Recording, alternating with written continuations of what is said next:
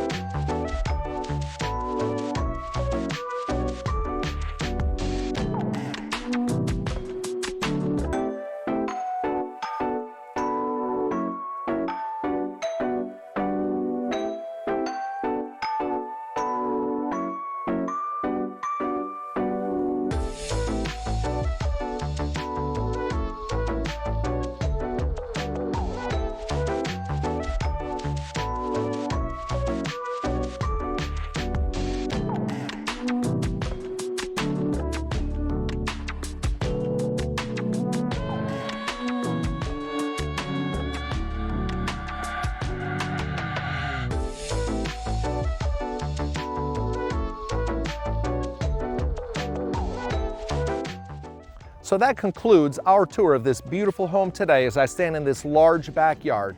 If you want additional information about this home or any other property anywhere here in Central Florida, simply pick up the phone and give us a call. Thanks for watching.